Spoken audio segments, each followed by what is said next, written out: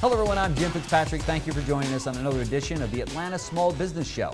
Owning your own business is a big undertaking, but with hard work, you can be rewarded tenfold. If you're not interested in creating a startup from scratch, then a franchise might be the right choice for you. With a proven business model, brand recognition, and high success rates, a franchise is a good option for financial stability while still maintaining your independence as a business owner. I recently spoke with Leslie Cuban, franchise industry expert and owner of Frannet right here in Atlanta, a locally owned and operated franchise consulting firm, to discuss the ins and outs of franchising and what you need to know about the risks versus the rewards. Take a look. Leslie Cuban from Frannet, thank you so much for joining us on the Atlanta Small Business Show today.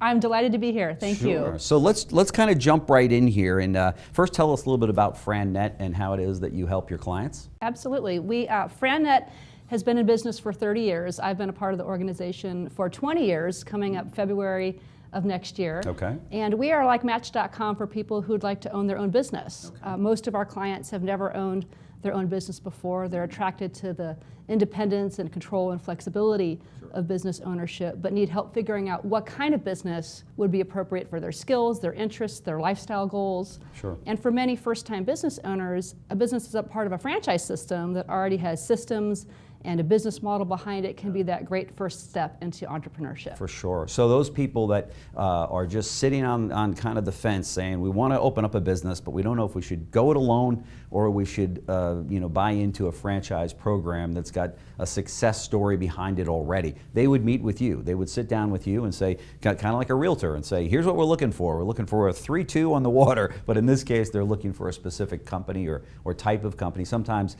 they may not even know what kind of company they're looking for, right? Sometimes people will enter the process and they have some ideas of what might interest them, but they really don't know what would be a good fit. Right. And there's a lot of dimensions to what goes into being a fit, but our process is taking people through a skills assessment, questions and answers about what would interest them, their goals, how the money needs to work. That's a big piece of it. Sure. So there's a whole assessment and consultation process of building the ideal business model for that person, which then leads to usually many different kinds of businesses, maybe in different industries, all that could be a good match. That's pretty cool. Do you also hold their hand through the actual signing of the contract and then beyond, or where do you kind of let off?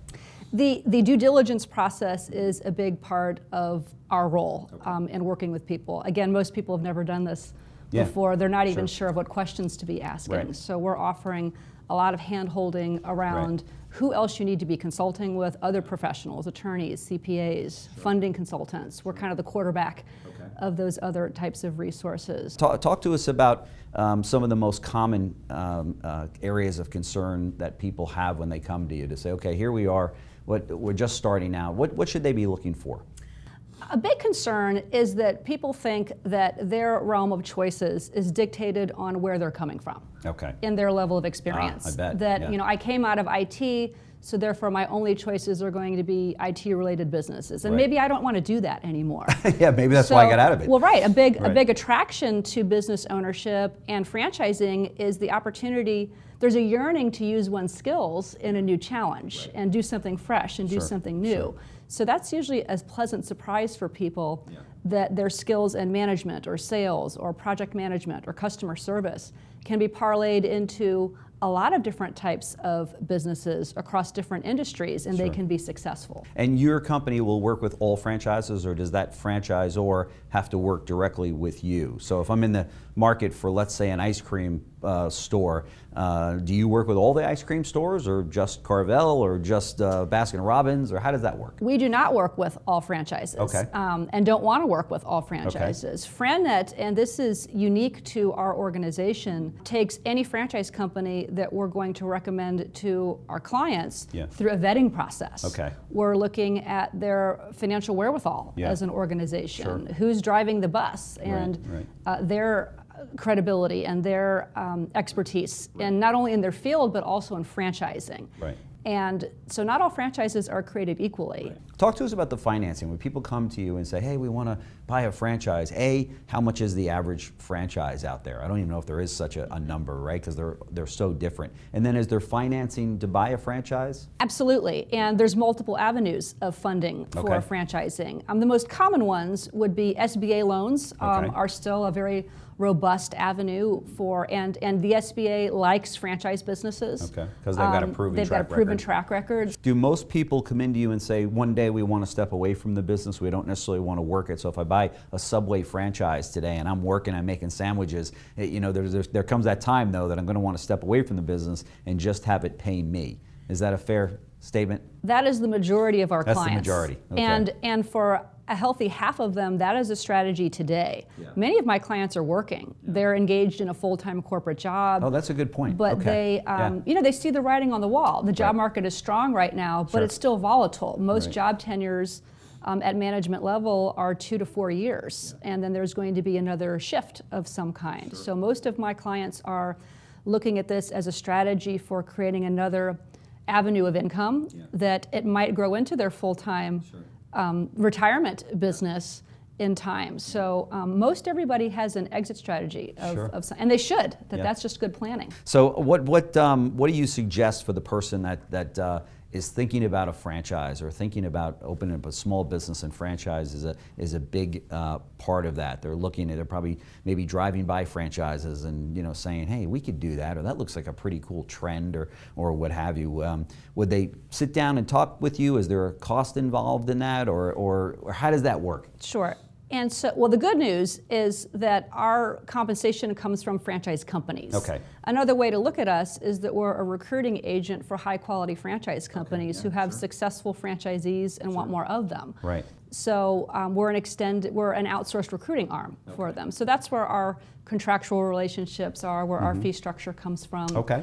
And so it doesn't really cost them anything if they reach out to you and say, hey, help me. We don't know if we want to buy a franchise now, or 5 months from now, or a year and a half from now, but we wanted to start the ball rolling and kind of figure out what's what in the landscape and what your recommendations would be and such. So what percentage, and I'm not going to hold you to it, but off the top of your head, what percentage of those clients that you have that jumped in and purchased a franchise, how many of them, or what's the percentage that said, great idea, I love it, this is for me, I just can't get enough of it? We actually have some numbers around that. Okay. We did a, Frannet as an organization, we did a survey coming out of the recession a few years ago. We were concerned about how have our clients fared in the drastic downturn in the economy. So we went back and surveyed all the companies that we did business with. And we were scared about what are the results going to be, but we were just delighted with what we found from that. We found that 5 years later, 85% of our clients were still in business and growing. That's great. Which we'd loved about 100, but that's not. 85%. If you're talking, they made it through a recession and what have you. There's a lot to be said for that. We were thrilled with that. Yeah. What are some of the trends that you see now? I mean, we're in a very robust economy, and unemployment is very, very low. Interest rates remain low. They look like they're on the rise a little bit. But what are some of the trends that you see? The hot trends out there that for the people that are watching right now? Is it coffee? Is it cleaning? Is it sandwiches? What should we be looking at?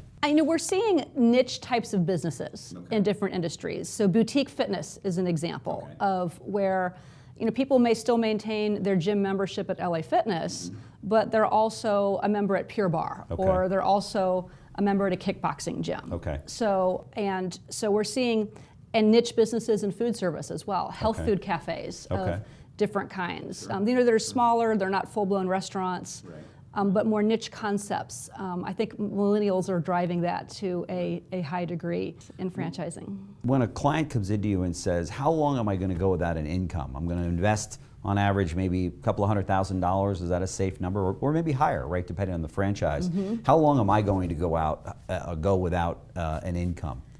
Is that a year? Is it 2 years? What do you typically tell your clients? I would tell someone plan on a year. Okay. You might get lucky. You might, but this is not a short-term income replacement solution. Right. And people really need to know that. So they need to set that money aside too. So, yes. Or they have a working spouse, or maybe they have a severance package. Right. But it is something to be calculated, and that's something we talk very, very directly about in the initial part of this process. Is you've got to make sure you've got to keep the lights on Right. at home while Right. you're getting your business started. Right. And and you need to be able to support the business as well. Sure. So that's a key piece of that funding and budget discussion to be had early on. Right. Leslie Cuban with Frannet right here in Atlanta. Thank you so much for joining us on the Atlanta Small Business Show. We very much appreciate it. Love to have you back because franchising, as you know, is very, very hot and a big part of small business and entrepreneurs, which is what we're all about at ASBN. So love to have you back in and talk more about franchising and all that's happened in that realm. I'd love to. It's my pleasure. Great. Thank you. Thank you. ASBN Atlanta Small Business Network, part of JBF Business Media.